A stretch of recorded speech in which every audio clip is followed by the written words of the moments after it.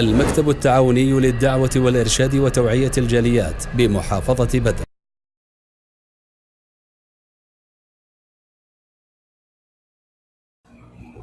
হাসানুল বসরি রাহিমাহুল্লাহ, যিনি প্রসিদ্ধ তাবি, এলমে জগতে যার সুখ্যাতি রয়েছে এবং সুপ্রসিদ্ধতা রয়েছে, তিনি আজ থেকে 1400 বছর আগে একটি উক্তি পেশ করেছেন।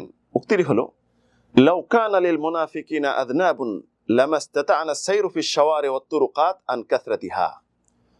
তথা মুনাফিকদের যদি কোনো লেজ থাকতো যেমন পশুদের থাকে, তারা এত বেশি যার কারণে আমরা রাস্তায় চলাফেরা করতে পারতাম না। এখন যদি আমরা বর্তমানে এই যুগে মিলিয়ে দেখি 1400 বছর আগের কথা, তাহলে দেখব গড়ে গড়ে মুনাফিক, কিন্তু আমরা চিনি না।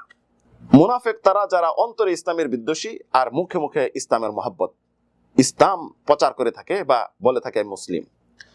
আল্লাহ রাব্বুল আলামিন এদের সম্পর্কে বলছেন, ইন্নাল মুনাফিকিনা ফি দারকিল আসফালি মিনান নার, যে মুনাফিকরা জাহান্নামের অতল তলে, একদম নিম্ন স্তরে, ওয়ালান তাজিদা লাহুম নাসিরা, তুমি তাদেরকে কিয়ামতের দিন কোনো সাহায্যকারী দেখবে না, কেউ তাদের সাহায্য করবে না। মুনাফিক চিনার 40-এর অধিক আলামত রয়েছে, তার মাঝে বিশেষ বিশেষ 5টি আলোচনা করব। প্রথম আসুন, মুনাফিক ওই ব্যক্তি যে ইবাদতে অলসতা দেখাবে। আল্লাহ রাব্বুল আলামিন বলেন, ওয়া ইযা কামু ইলা সলাতি কামু কুসালা, মুনাফিকরা যখন নামাজে দাঁড়ায়, নামাজে তারা অলস হয়ে দাঁড়ায়।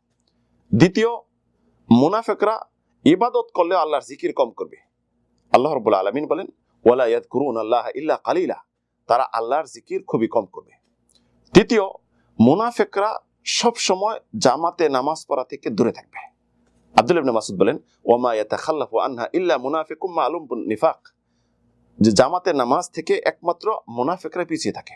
চতুর্থ, মুনাফিকরা সব সময় এশার এবং ফজরের নামাজ তাদের উপর কঠিন থাকবে। রাসূলুল্লাহ বলেন, ইন্না আসকালা সলাত আলাল মুনাফিকিনা সলাতুল ইশা ওয়া সলাতুল ফজর, যে মুনাফিকদের উপর সবচেয়ে ভারী নামাজ হলো এশা এবং ফজরের নামাজ। পঞ্চম, মুনাফিকরা সব সময় কি করবে?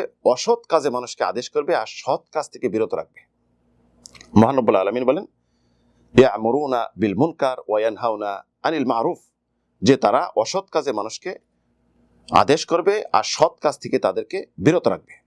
যদি আমরা এখন এই জিনিসটা দেখি যে সৎ কাজে থেকে বিরত রাখে, অসৎ কাজে তারা আদেশ দেয়, সবচেয়ে প্রসিদ্ধ সোশ্যাল মিডিয়াতে ইমো, ফেসবুক, ইউটিউবে মুনাফিক দেখবো ভর্তি। কারণ নোংরামি, অশ্লীলতা, বিভিন্ন পাপ কাজ তারা প্রচার প্রসার করতেছে। আর যদি ইসলামিক কোনো আলোচনা তাদের মাঝে চলে আসলো, কোরআনের আলোচনা, তারা তো শুনবে না, ডিলিট করে দিবে, মানুষের কাছে পাঠাবে না। এটি হলো মুনাফিকদের বড় একটি চিনার চিহ্ন। তাই প্রিয় বন্ধু, আসুন আমরা এখন দেখে নেই যে এই সমস্ত আলামত আমাদের মাঝে আছে কিনা। আমরা কি এদের দলের অন্তর্ভুক্ত, নাকি আমরা মুমিনের দলের অন্তর্ভুক্ত?